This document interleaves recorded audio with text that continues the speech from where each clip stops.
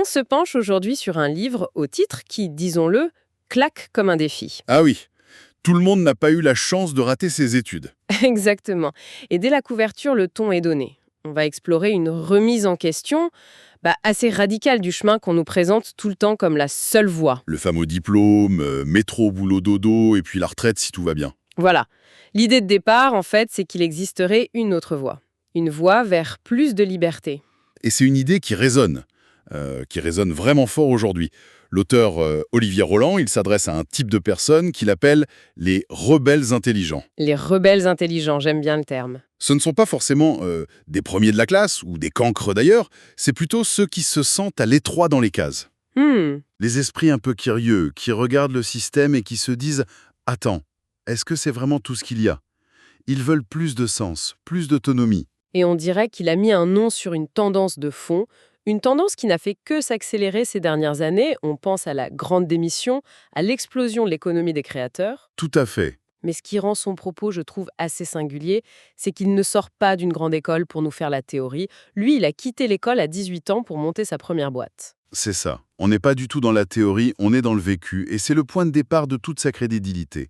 Son livre, ce n'est pas un traité académique, c'est une feuille de route, forgée par l'expérience. Il raconte son propre parcours d'ailleurs. Oui, il raconte comment il est passé d'entrepreneur complètement surmené à travailler 70 heures par semaine dans ce qu'il appelle sa propre prison dorée. Ah oui? Et à sa transformation, il a ensuite bâti une entreprise qui, elle, était au service de son style de vie, et ça lui permet aujourd'hui de voyager 6 mois par an.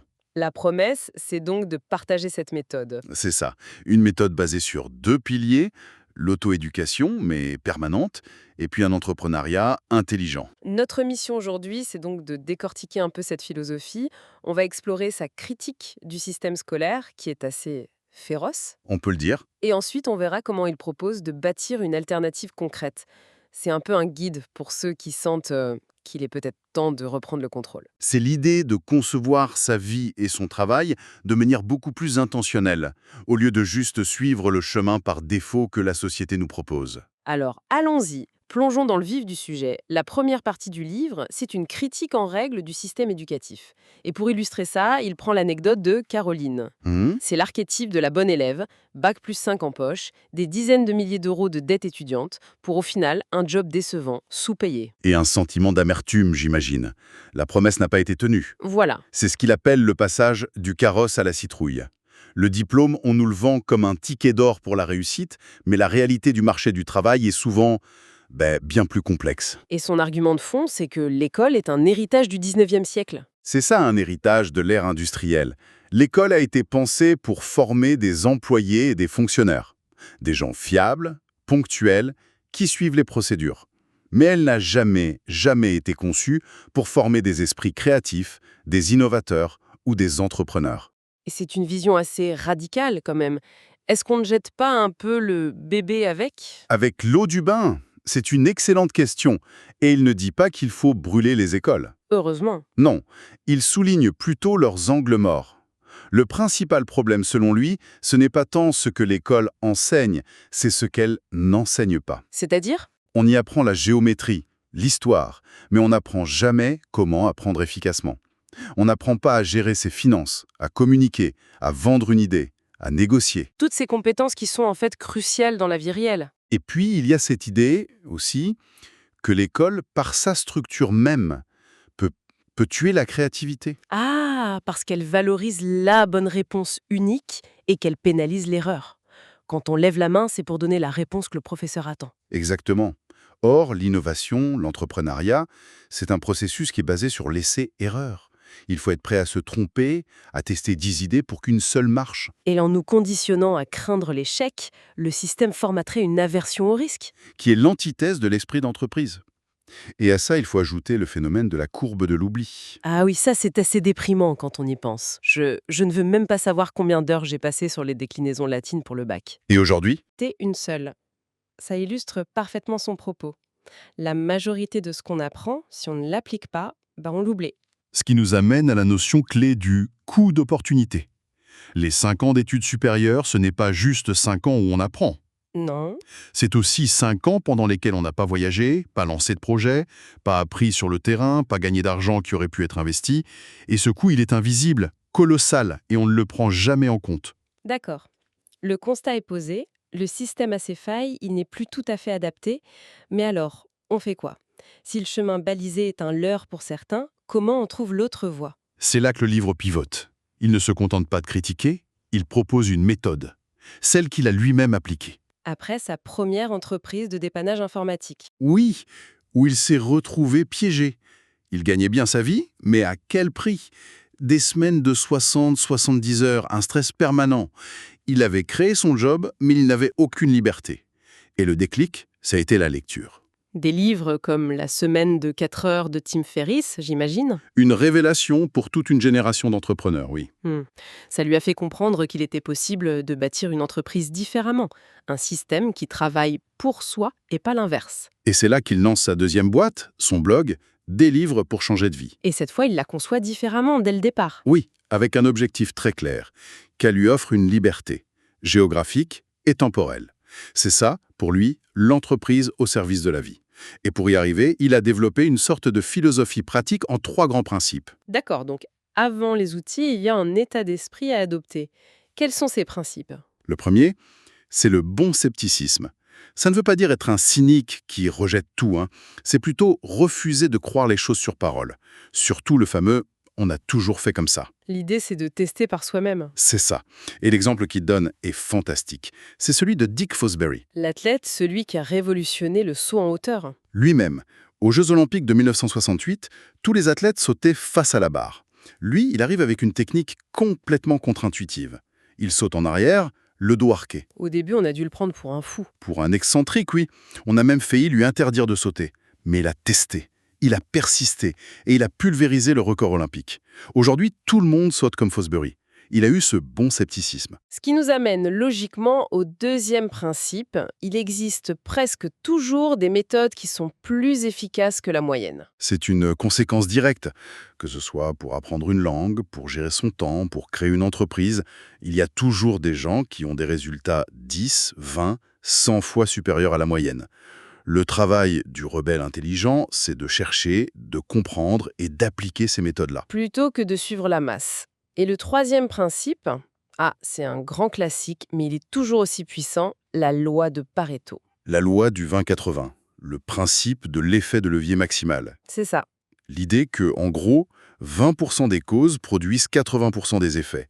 Il explique comment, dans sa première boîte, il a réalisé que 20% de ses clients généraient 80% de son chiffre et, à l'inverse, 20% d'autres clients causaient 80% de ses problèmes. La décision logique, mais difficile, a été de se séparer des clients problématiques. Pour se concentrer sur l'essentiel, sur les meilleurs, c'est l'art de l'efficacité. D'accord.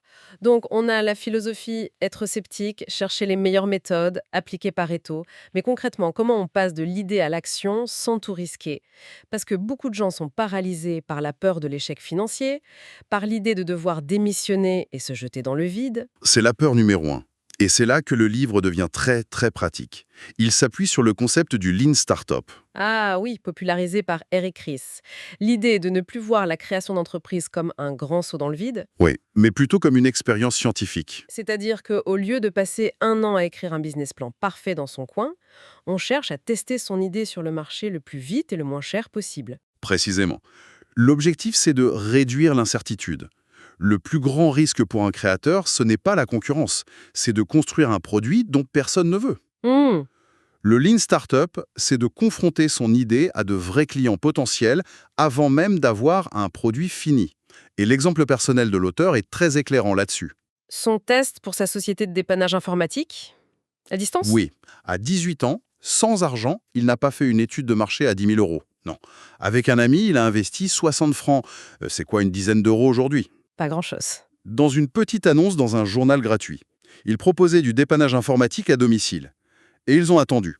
Et le téléphone s'est mis à sonner. En une seule action, qui n'a presque rien coûté, ils ont validé les 2 hypothèses les plus importantes. 1, il y a un vrai problème. Et 2, les gens sont prêts à payer pour le résoudre. C'est l'essence même de l'expérimentation. On ne suppose pas, on ne devine pas, on teste. On crée ce qu'on appelle un produit minimum viable. Et ça peut être juste une annonce ou une page web pour avoir des données réelles du marché. En faisant ça, on voit dans le futur, comme il dit. On sait si l'idée a un potentiel avant d'investir son temps et son argent. Cette approche, elle dédramatise complètement la création d'entreprise. On sort du mythe du créateur génial, solitaire. Oui, qui protège sa vision du monde. Là, on est plutôt dans une posture d'humilité. J'ai une hypothèse, je vais juste la vérifier. Et pour réduire le risque à quasi zéro, la stratégie qu'il recommande, c'est de démarrer son projet à temps partiel. À côté de ses études ou d'un emploi salarié qui paye les factures. Exactement. Ça enlève une pression psychologique qui est énorme. Le projet n'a pas besoin d'être rentable le premier jour, on peut prendre le temps de se tromper, d'ajuster, de trouver ses premiers clients, et de ne faire le grand saut que quand l'entreprise d'appoint génère des revenus suffisants. C'est une stratégie audacieuse dans ses ambitions, mais très prudente dans l'exécution. Tout à fait. Quand on rassemble toutes les pièces, l'esprit du livre donc, c'est loin d'être un appel à la rébellion naïve. Ce n'est pas plaque tout sur un coup de tête pour suivre ta passion. Non, au contraire. C'est un manuel très méthodique, très raisonné, pour construire brique par brique une vie plus libre. La clé, en fait, c'est un changement de posture mentale. Absolument. Passer du statut de consommateur passif, qui attend de l'école un diplôme et de l'entreprise un emploi, à celui de créateur actif. Créateur de sa propre trajectoire. Oui, qui apprend en continu, qui teste ses idées, et qui construit des systèmes qui le servent, au lieu de le servir. Mais la grande difficulté, j'imagine, c'est que lire un livre comme celui-là, c'est une chose. Appliquer les conseils, c'en est une autre. L'enthousiasme du début peut vite retomber. C'est le point fondamental. La vraie ligne de partage, ce n'est pas entre ceux qui savent et ceux qui ne savent pas. C'est entre ceux qui appliquent et ceux qui se contentent de savoir. Beaucoup de gens vont trouver ces idées fascinantes Être inspiré pendant 3 jours, et puis retourner à leurs habitudes. La véritable transformation ne vient que de l'action, même une action minuscule. et c'est peut-être ça le véritable enseignement à retenir finalement. L'invitation n'est pas de tout changer du jour au lendemain, mais de commencer à expérimenter. C'est exactement ça. Et pour conclure, on pourrait laisser notre auditeur avec une question directement inspirée de cette philosophie. La question n'est pas comment je peux révolutionner ma vie demain, mais une question beaucoup plus simple. Et plus réalisable. Oui, quelle est la plus petite expérience réalisable cette semaine avec un risque quasi nul qui permettrait de tester une idée, une curiosité ou une envie mise de côté depuis trop longtemps? Ça peut être aussi simple que d'envoyer un email pour proposer une compétence ou de créer une page sur un réseau social pour tester un concept. Ou de publier une petite annonce à 10 euros, comme l'a fait l'auteur. Juste un petit pas pour voir ce qui se passe. Un petit pas non pas pour réussir, mais pour apprendre. C'est le tout premier pas dans la méthode du rebelle intelligent.